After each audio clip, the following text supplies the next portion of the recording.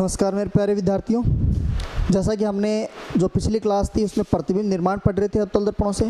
हमने दो कंडीशन पढ़ ली थी। पहली कंडीशन जब वस्तु अनंत पर स्थित हो तो मुख्य फोकस पर, और जब वस्तु कहाँ पर हो, अनंत वक्रता केंद्र से दूर स्थित हो तो मुख्य फोकस और वक्रता केंद्र के मध्य।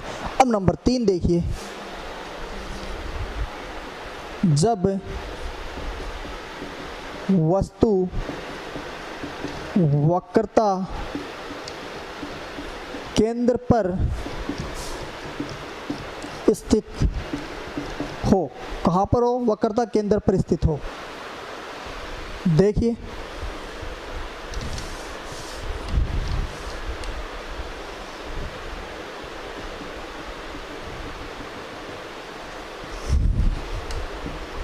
ये O हुआ, ये तुम्हारा F हुआ और ये तुम्हारा C हुआ। जब वस्तु कहाँ पर है, C पर स्थित है। कहाँ स्थित है, C पर। पहली रेखा मुख्य अक्ष के समांतर आपतित प्रकाश की किरण मुख्य फोकस से होकर गुजरती है।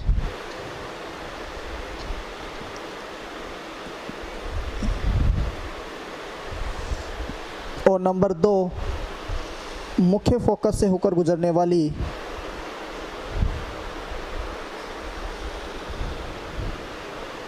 से होकर गुजरती है। ये नंबर 1 हुई, ये नंबर तुम्हारी 2 हुई। जब आपतित प्रकाश की किरण मुख्य अक्ष के समांतर तो मुख्य फोकस बिंदु से, और जब मुख्य फोकस बिंदु से तो मुख्य अक्ष के समांतर कहाँ पर मिलती हैं, वक्रता केंद्र पे। कैसे हो, तब वस्तु का प्रतिबिंब, तब वस्तु का प्रतिबिंब वक्रता केंद्र C पर वास्तविक व उल्टा तथा वस्तु के बराबर बनता है। जब वस्तु कहाँ पर वक्रता केंद्र पर हो तब वस्तु का प्रतिबिंब वक्रता केंद्र वक्रता केंद्र पर वास्तविक व उल्टा व वस्तु के बराबर बनता है। देखो जितनी, मगर मान लीजिए ये 3 मीटर है तो ये भी कितने मीटर का रहेगा, 3 मीटर का रहेगा। इससे पिछले वाली कंडीशन में क्या थी, अगर बिंब 5 मीटर का था तो प्रतिबिंब 2.5 मीटर का बनेगा। उसमें कितना बन रहा था, आधा। और जो लास्ट वाली थी उसमें बिंदुवत बन रहा था, बिल्कुल बहुत ही छोटा। ये नंबर कंडीशन 3। नंबर 4,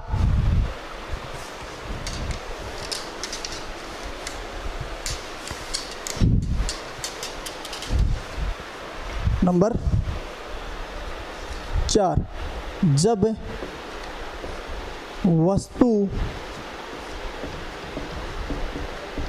वक्रता केंद्र C व मुख्य फोकस F के मध्य हो, कहाँ कहाँ बता रहा हूँ मैं,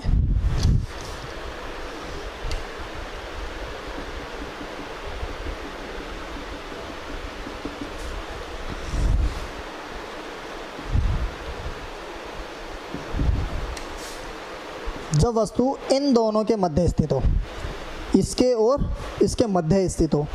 पहली रेखा याद करो, मुख्य अक्ष के समांतर कहाँ से गुजरी, मुख्य फोकस से होकर गुजरती है। दूसरी ये याद करो, नंबर 3 रेखा मैंने आपको पढ़ाई थी। जब वस्तु मूल बिंदु, यहाँ मूल बिंदु पर आपतित होती है तो वो जितने कोण पर आपतित होते हैं उतने कोण पर परावर्तित हो जाती है। तो यहाँ जितने कोण से आपतित होती है उतने कोण से क्या हो जाती है, ये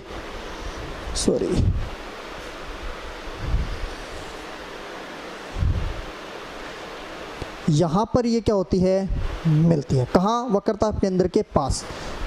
तब वस्तु का प्रतिबिंब वक्रता केंद्र के समीप वास्तविक व उल्टा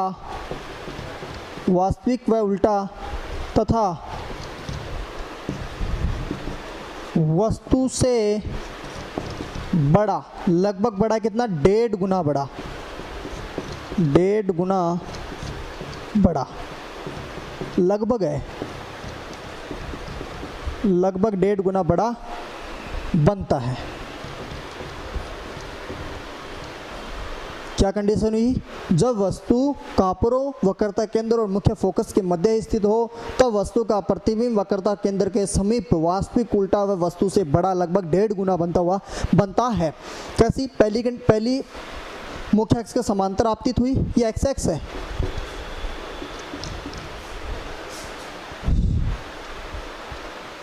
एक्स एक्स के समांतर आपतित होती है मुख्य फोकस से। और नंबर 3 रेखा क्या थी? जब वस्तु मूल बिंदु पर आपतित होती है तो जितने कोण से वह आपतित होती है उतने कोण से क्या हो जाती है? परावर्तित हो जाती है। तो ये मेरी क्या आ गई? प्रतिबिंब।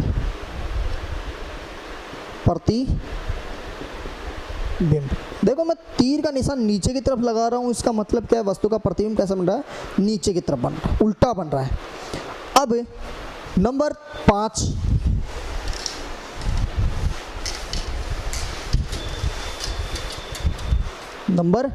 5, जब वस्तु या बिंब मुख्य फोकस पर स्थित हो, मुख्य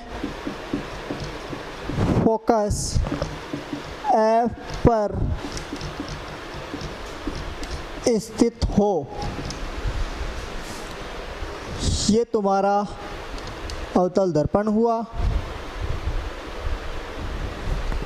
ये मुख्य X हुई, ये तुम्हारा C हुआ, ये तुम्हारा F हुआ और ये तुम्हारा O हुआ। वस्तु कहाँ है? यहाँ पर है। कहाँ है? यहाँ पर। पहली किरण याद करो कहाँ से गुजरेगी? ये गुजर गई। तीसरी किरण याद करो, ये थी, कहाँ मिलेंगी? अनंत पर मिलती हैं। कहाँ मिलती हैं ये? अनंत पर मिलती हैं।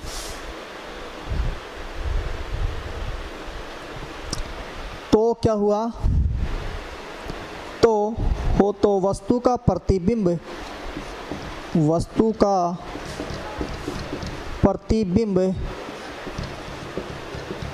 अनंत पर वास्तविक उल्टा तथा वस्तु से बहुत बड़ा बनता है। ये बात किसकी हुई? मुख्य फोकस की बात हुई। जब वस्तु मुख्य फोकस पर स्थित हो तो वस्तु का प्रतिबिंब अनंत पर वास्तविक उल्टा व वस्तु से बहुत बड़ा बनता है। तो ये तुम्हारी बात हुई नंबर 5। एक बार और समझाएंगे इनको। जब बार बार प्रैक्टिस करोगे तभी आपको ये आएंगे। अब देखिए नंबर 6 कंडीशन, जब वस्तु मुख्य फोकस F व वक्रता केंद्र के मध्य हो, मूल बिंदु के मध्य स्थित हो। कैसी कंडीशन है?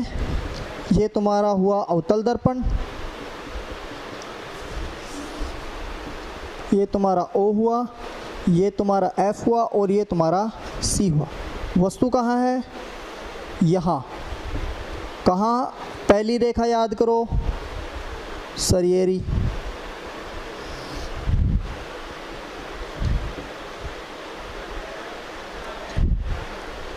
नंबर 3 रेखा क्या थी? सरियेरी। सॉरी, गलती।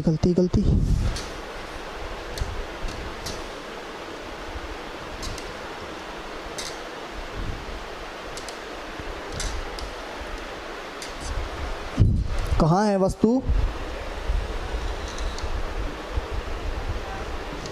इन दोनों के मध्य स्थित है। यहाँ पर वस्तु स्थित है। पहली रेखा ये रही।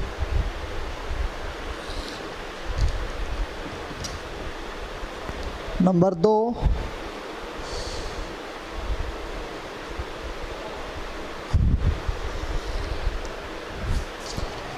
दोनों रेखाएं क्या हो गई? समांतर हो गई। क्या हो गई? समांतर। ये आगे कहीं भी नहीं मिलती हैं, एक दूसरे से कहीं भी नहीं मिलती हैं। कहाँ? ये एक दूसरे से कहीं भी नहीं मिलती है। तो मिलती कहाँ है? पीछे की तरफ मिलती हुई प्रतीत होती है सभी।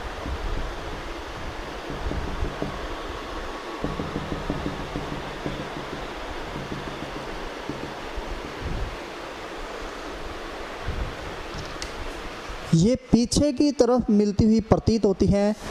तो वस्तु का प्रतिबिंब, दर्पण के पीछे आभासी और सीधा। आ गई कंडीशन? आभासी और सीधा तथा वस्तु से बड़ा बनता है। वस्तु से बड़ा बनता हुआ प्रतीत होता है। जब वस्तु वक्रता केंद्र और मूल बिंदु के मध्य स्थित हो तो वस्तु का प्रतिबिंब दर्पण के पीछे आभासी सीधा व वस्तु से बनता हुआ प्रतीत होता है। क्या होता है? बनता हुआ प्रतीत होता है। ये कंडीशन तुम्हें याद रखनी है कि ये कंडीशन क्या है। अब मैंने अभी तक आपको 6 कंडीशन बताई। अब उन 6 कंडीशन को हम एक बार दोबारा देखते हैं, कौन सी कंडीशन कैसे है। तो ये तुम्हारी 6 कंडीशन हुई।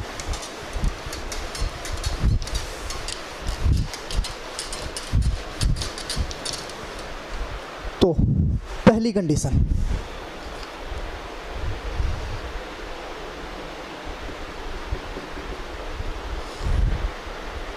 ये O है, F है, ये C है। वस्तु कहाँ है? अनंत पर। कहाँ से गुजरेगी? मुख्य फोकस से। और ये मुख्य फोकस से होकर गुजरती है। वस्तु का प्रतिबिंब कैसा बनता है? जब वस्तु अनंत पर स्थित हो तो वस्तु का प्रतिबिंब मुख्य फोकस पर वास्तविक उल्टा व वस्तु से छोटा यानी बहुत छोटा बिंदुवत बनता है। पहली कंडीशन। नंबर 1। नंबर 2, वस्तु कहाँ आ गई? अब अनंत और इसके वक्रता केंद्र के मध्य। कहाँ गई वस्तु? वक्रता केंद्र और वक्रता केंद्र से थोड़ा सा दूर आ गई। यहाँ पर आ गई वस्तु। ये तुम्हारा F हुआ, ये O हुआ। पहली कंडीशन, वक्रता केंद्र से गुजरती है। नंबर 2, वक्रता केंद्र और C के मध्य वस्तु का प्रतिबिंब बनता है। कैसा बनता है? वास्तविक उल्टा व वस्तु से छोटा, लगभग आधा बनता है। नंबर 3 की बात करें,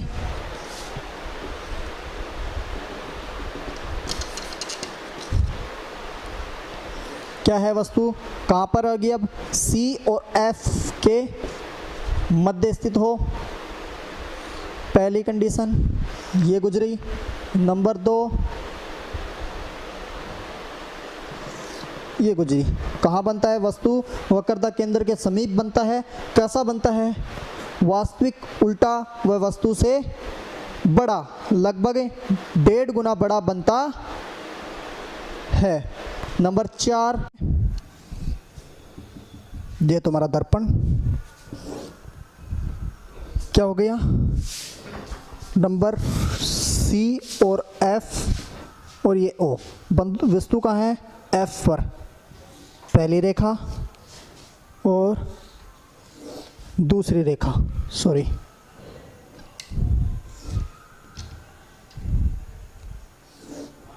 अनंत पर। क्या हुआ? अनंत पर वस्तु निर्माण हुआ। ये नंबर 4 हो गई। अब नंबर 5 और नंबर 6।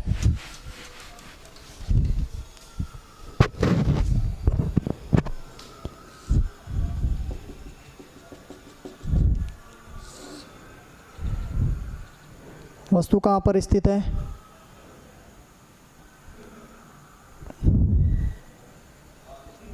सॉरी, एक कंडीशन रहेगी, अपनी वस्तु सी पर स्थित हो तब।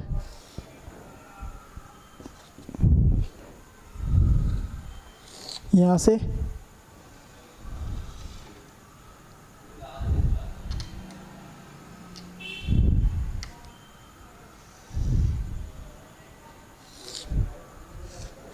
लगभग यहाँ बनती हुई क्या आती है? ये बनता है वास्तविक उल्टा।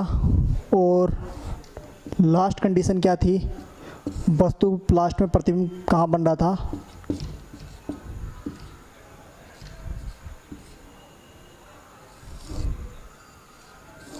दोनों समांतर, ये अनंत, ये आभासी। क्या है कि वस्तु जब कहाँ पर स्थित हो? वक्रता केंद्र पर स्थित हो तो वस्तु का प्रतिबिंब कहाँ बनता है? वक्रता केंद्र पर बनता है। आभासी उल्टा व वस्तु के लगभग बराबर बनता है। जब वस्तु मुख्य फोकस पर स्थित हो तो वस्तु का प्रतिबिंब अनंत पर बनता है, वस्तु से बहुत बड़ा बनता है, वास्तविक और उल्टा। और ये जो नंबर 3 है तुम्हारा, जब वस्तु वक्रता केंद्र और मुख्य फोकस के मध्य स्थित हो तो वस्तु का प्रतिबिंब कहाँ पर बनता है? वक्रता केंद्र के समीप बनता है, वस्तु से बड़ा, लगभग 1.5 गुना, और वास्तविक और उल्टा बनता है। अब देखिए इन दर्पणों के उपयोग देखते हैं कि इनके उपयोग क्या क्या हैं।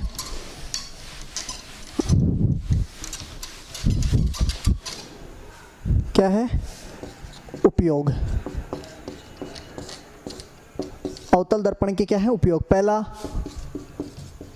वाहनों की हेडलाइट में। नंबर 2, सर्च लाइट या टॉर्च में। नंबर 3,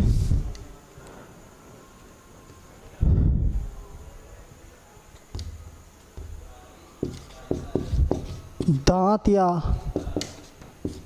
कान चिकित्सक के पास। वाहनों के हेडलाइट में, सर्च लाइट में, दांत व उनकी चिकित्सालय में। और नंबर 4, नाई की दुकान में लगे दर्पण या सेविंग दर्पण में। सेविंग दर्पण कभी पूछ लेता है कि सेविंग दर्पण में किस दर्पण का उपयोग होता है, या सर्च लाइटों में या वाहनों की। आपको 2 चीज़ें, एक तो ये वाला और एक नंबर 4, ये 2 कंडीशन याद रखनी है। क्योंकि आपको पता है कि जो वाहनों की हेडलाइट है उसमें क्या होता है, प्रकाश बहुत दूर तक जाता है। किस कारण जाता है कि आपको पता है कि जो अवतल दर्पण है वो क्या करता है, अभिसारी होता है, यानी सारी आपतित किरणों को एक बिंदु पर फोकसित कर देता है, जिससे प्रकाश क्या है बहुत दूरी तक जाता है। यही कारण सर्च लाइट में है। डॉक्टर के, आप आपने देखा होगा जब डॉक्टर के दांत में कहीं दर्द होने तो छोटा सा शीशा होता है, वो मुंह में देखकर देखता है कि दांत में कहाँ है, तो वो दर्पण होता है वो छोटा सा। दर्पण वो क्या होता है, तुम्हारा अवतल दर्पण होता है। और शेविंग दर्पणों में आप नाई की दुकान पे गए होंगे, ऐसे शीशे लगे होते हैं, वो क्या होते हैं, अवतल दर्पण होते हैं। तो ये बात हुई मेरे किसकी, अवतल दर्पण की। अपनी जो अगली क्लास होगी उसमें हम उत्तल दर्पण के बारे में पढ़ेंगे कि उत्तल दर्पण की कितने पर, यानी कि उसमें प्रतिबिंब निर्माण कैसे कैसे होता है। रेखाएं यही रहेंगी, रेखाएं यही रहेंगी। जब आप अच्छे से पढ़ोगे तभी तो आपको समझ में आएगा। वीडियो को एक बार नहीं 2 बार देखो, 2 बार नहीं 3 बार नहीं देखो। अगर नहीं समझ में आता फिर मुझसे पूछ सकते हो। Thank you.